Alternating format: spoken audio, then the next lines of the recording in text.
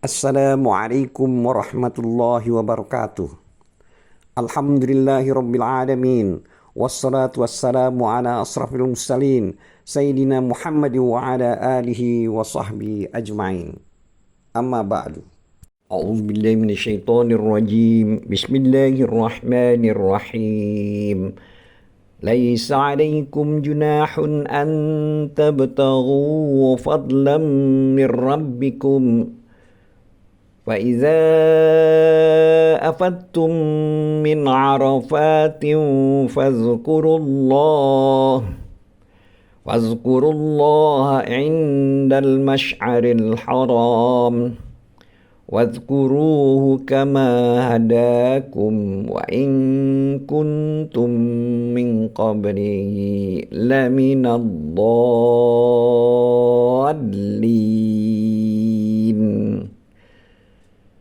Artinya, tidak ada dosa bagimu untuk mencari karunia rezeki hasil perniagaan dari Rabbmu. Maka bila kamu telah bertolak dari Arafah, berzikirlah kepada Allah di Masy'aril Haram, dan berzikirlah dengan menyebut Allah sebagaimana yang ditunjukkannya kepadamu. Dan sesungguhnya kamu sebelum itu benar-benar termasuk orang-orang yang sesat. Dulur-dulur seiman, dari riwayat ini arti dari ayat tersebut di atas, Imam Al-Bukhari meriwayatkan dari Ibnu Abbas, Ukaz, Majinnah, dan Zulmajaz. Adalah beberapa pasar, ada beberapa pasar pada masa jahiliyah. Dan mereka merasa berdosa untuk berdagang pada musim haji. Maka turunlah ayat yang kita bacakan tersebut di atas, yang artinya, dan tidak ada dosa bagimu untuk mencari karunia atau rezeki hasil perdagangan dari Rabbmu, yaitu mencari karunia atau berdagang pada musim haji tersebut. Hal yang sama juga dinukilkan oleh Abdul Razak, Sa'id bin Mansur dan lainnya dari Sufyan bin Uyainah, Abu Daud dan yang lainnya. Juga menukilkan dari Yazid bin Abu Ziyad dari Mujahid dari Ibnu Abbas. Dia berkata, yang artinya mereka sangat takut untuk berjual beli dan berdagang pada musim haji. Mereka mengatakan bahwa musim haji adalah hari-hari untuk berzikir. Oleh sebab itu Allah menurunkan ayat yang telah kita bacakan di atas, yaitu laisa 'alaikum junahun an tabtaghu fadlam mir rabbikum, yang artinya, dan tidak ada dosa bagimu untuk mencari karunia, yaitu hasil rizki, hasil perdagangan dari Rabbmu. Dulur-dulur seiman, Imam Ahmad rahimahullah meriwayatkan dari Abu Umamah At-Taimi. Dia menceritakan, pernah kukatakan kepada Ibnu Umar, artinya, sungguh kami ini penjual jasa. Apakah kami termasuk orang yang berhaji? Ibnu Umar radhiyallahu menjawab, bukankah kalian melakukan tawaf di Baitullah, datang ke Arafah, melempar jumroh dan mencukur rambut kalian? Benar, jawab kami. Lebih lanjut, Ibnu Umar berkata, ada seseorang datang kepada Nabi SAW, lalu dia menanyakan sesuatu yang kamu tanyakan kepadaku, dan beliau tidak menjawabnya, sehingga turunlah Jibril kepada beliau dan membawakan ayat ini, yaitu ayat tersebut adalah ayat yang telah kita bacakan tadi di atas, yang artinya, dan tidak ada dosa bagi kamu untuk mencari kurnia atau rezeki hasil perniagaan dari Rabbmu. Lalu Nabi SAW memanggil orang tersebut seraya bersabda, ya, kalian boleh menunaikan ibadah haji. Adapun firman Allah yang berbunyi, yang artinya, maka bila kamu telah bertolak dari Arafah, berzikirlah kepada Allah di Masy'aril Haram. Itu dimaksudkan adalah kata Arafat, meskipun menjadi sebutan nama untuk jenis perempuan, muannas. Karena pada dasarnya kata itu merupakan jamak, seperti misalnya muslimat dan mukminat. Maka itu dijadikan nama bagi tempat tertentu. Karena itu ditimbang menurut aslinya, maka ditasrifkan. Demikian yang menjadi pilihan Ibnu Jarir rahimahullah. Dulur-dulur seiman, Arafah adalah tempat wukuf dalam menunaikan ibadah haji. Dan wukuf itu sendiri merupakan amalan utama dalam ibadah haji. Oleh karena itu diriwayatkan oleh Imam Ahmad dan para penyusun kitab As-Sunnah dengan sanad yang sahih. Dari Abdurrahman bin Ya'mar Ad-Dili, dia berkata, aku pernah mendengar Nabi SAW bersabda yang artinya, haji itu Arafah. Beliau mengucapkannya 3 kali. Barang siapa sempat wukuf di Arafah sebelum terbit fajar, maka sesungguhnya dia telah mendapatkan haji. Dan menetap di Mina 3 hari. Barang siapa yang terburu-buru sehingga hanya menetap 2 hari, maka tidak dosa baginya. Dan barang siapa yang mengakhirkannya, maka tiada dosa pula baginya. Hadis riwayat Ahmad. Waktu wukuf berawal dari sejak tergelincirnya matahari pada hari Arafah, yaitu di sini tanggal 9 Zulhijjah,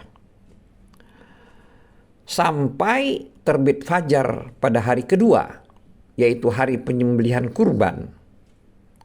Karena Nabi SAW berwukuf pada haji wada setelah sholat zuhur sampai terbenamnya matahari. Seraya bersabda,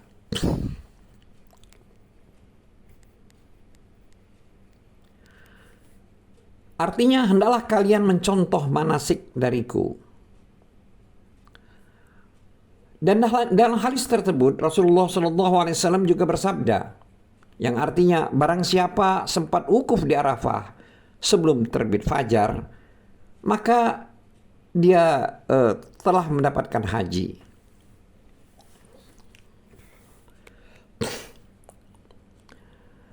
Yang demikian itu merupakan pendapat Imam Malik, Abu Hanifah, dan Asy-Syafi'i rahimahullah. Sedangkan Imam Ahmad berpendapat bahwa waktu wukuf itu berawal dari sejak hari pertama Arafah,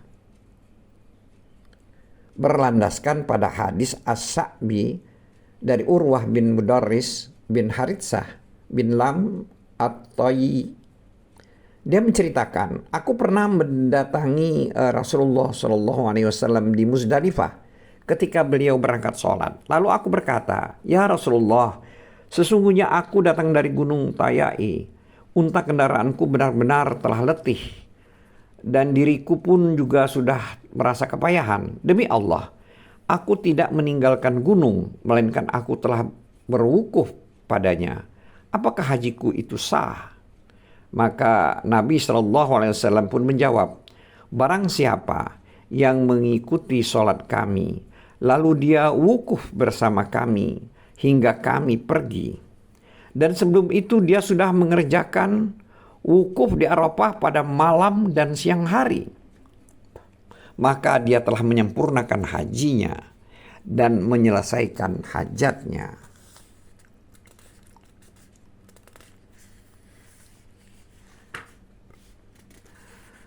Dulur-dulur seiman, hadis riwayat Imam Ahmad dan para penulis kitab As-Sunan dan disahihkan oleh At-Tirmizi, dan gunung yang berada di tengah-tengah Arafah itu adalah Jabal Rahmah. Ibnu Juraym meriwayatkan dari Miswar bin Makhramah, dia berkata, Rasulullah SAW pernah berkhutbah kepada kami. Ketika itu beliau berada di Arafah.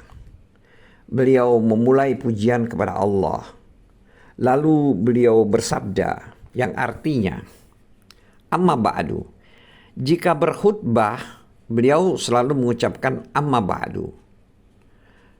Sesungguhnya hari ini adalah Haji Akbar. Ketahuilah bahwa orang-orang musyrik dan para penyembah berhala pergi beranjak pada hari ini sebelum matahari terbenam.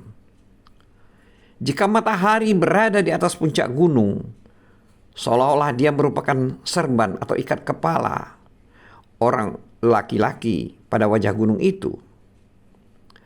Sedangkan kita pergi setelah matahari terbenam. Mereka bertolak dari Masy'aril Haram setelah matahari terbit. Jika matahari berada di atas gunung, seolah-olah ia merupakan serban laki-laki pada wajahnya. Sedangkan kita bertolak sebelum matahari terbit. Tata cara ibadah kita berbeda dengan tata cara ibadah orang-orang musyrik.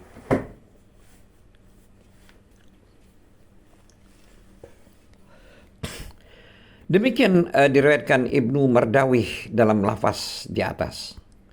Juga diriwayatkan Al-Hakim dalam Al-Mustadrak dari Ibnu Jurayj. Al-Hakim berkata, hadis ini hadis sahih menurut persyaratan Al-Bukhari dan Muslim, meskipun keduanya tidak meriwayatkannya. Dulur-dulur iman, dalam hadis Jabir bin Abdullah yang cukup panjang yang terdapat dalam kitab Sahih Muslim disebutkan Nabi SAW masih terus wukuf di Arafah hingga matahari terbenam dan warna langit mulai menguning sedikit hingga bulatan matahari pun terbenam. Dan beliau membonceng Usamah bin Zaid di belakangnya.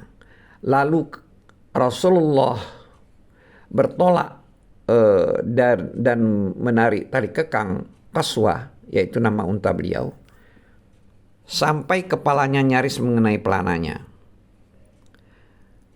Dan beliau memberi aba-aba dengan tangan kanannya seraya bersabda, "Wahai sekalian manusia, tenanglah, tenanglah." Setiap kali beliau melewati gunung, beliau mengendurkan tali kekangnya supaya untanya itu dapat naik hingga beliau sampai di Muzdalifah. Dan di sana beliau mengerjakan sholat maghrib dan isya jamak dengan satu azan dan 2 iqamah. Beliau bertasbih sejenak di antara kedua salat itu. Kemudian beliau tidur hingga terbit fajar. Lalu beliau pun salat subuh ketika tampak fajar subuh dengan azan dan iqamah. Setelah itu beliau menaiki Qaswah untanya kembali hingga sampai di Masy'aril Haram. Lalu beliau menghadap kiblat dan berdoa kepada Allah seraya bertakbir, bertahlil dan mentauhidkannya. Beliau masih terus berdiam diri hingga langit benar-benar menguning. Lalu beliau pergi sebelum matahari terbit. Dan di dalam Sahih Bukhari, kitab Sahih Bukhari dan Sahih Muslim diriwayatkan dari Usamah bin Zaid. Dia pernah ditanya bagaimana Nabi SAW berjalan ketika beliau beranjak pergi.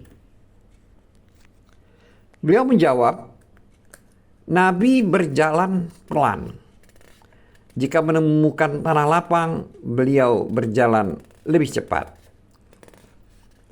Abu Ishaq As-Subai meriwayatkan dari Amr bin Maimun dan menceritakan, aku pernah bertanya kepada Abdullah bin Umar mengenai Masy'aril Haram. Tetapi dia diam saja, sehingga ketika kendaraan kami turun ke Muzdalifah, dia berujar, mana orang yang bertanya mengenai Masy'aril Haram tadi? Ini Masy'aril Haram itu. Inilah Masy'aril Haram itu.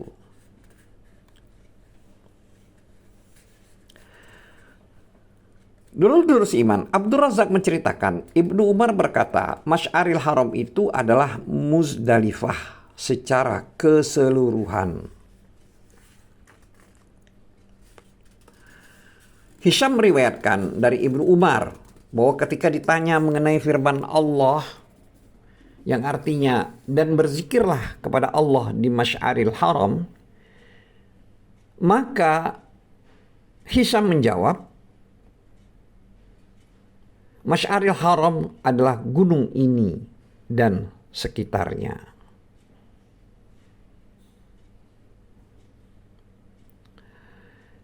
Dulur-dulur seiman, dan diriwayatkan dari Ibnu Abbas, Sa'id bin Jubair, Ikrimah, Mujahid, As-Suddi, Rabi bin Anas, Al-Hasan, Al-Basri, dan Qatadah. Mereka semua mengatakan Masy'aril Haram itu terletak di antara dua gunung.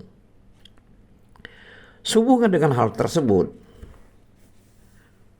Ibnu Katsir rahimahullah mengatakan Al-Masy'arir, Al-Masyair berarti tanda-tanda yang jelas. Muzdalifah disebut Masy'aril Haram karena berada di dalam wilayah tanah haram. Apakah wukuf di Masy'aril Haram itu merupakan rukun haji yang tidak akan sah haji itu kecuali dengannya? Sebagaimana pendapat beberapa kelompok ulama salaf dan sebagian sahabat Asy-Syafi'i, di antaranya Al-Kaffal dan Ibnu Huzaimah, berdasarkan hadis Urwah bin Mudarris. Ataukah ini suatu hal yang wajib, sebagaimana hal ini juga menjadi salah satu pendapat dari Imam Asy-Syafi'i, sehingga siapa saja yang tidak mengerjakannya maka wajib membayar dam? Ataukah merupakan perkara sunnah yang bila ditinggalkan tidak ada kewajiban apa-apa, sebagaimana yang dianut oleh ulama-ulama lain? Mengenai hal ini terdapat 3 pendapat ulama. Untuk itu akan dibahas lebih lanjut. Wallahu a'lam. Dulur-dulur seiman, adapun mengenai firman Allah yang artinya dan berzikirlah dengan menyebut Allah sebagaimana yang Dia tunjukkan kepadamu. Makna daripada ayat tersebut adalah merupakan peringatan bagi mereka atas nikmat yang telah dianugerahkan Allah kepada mereka berupa hidayah, penjelasan, dan bimbingan kepada syiar-syiar haji menurut tuntunan Nabi Ibrahim. Oleh sebab itu Allah berfirman yang artinya dan sesungguhnya kamu sebelum itu benar-benar termasuk orang-orang yang sesat. Dulur-dulur iman, ada yang mengatakan bahwa sebelum datang petunjuk itu dan sebelum diturunkannya Al-Quran serta sebelum diutusnya Nabi Muhammad SAW, semua pengertian itu benar dan saling berkaitan.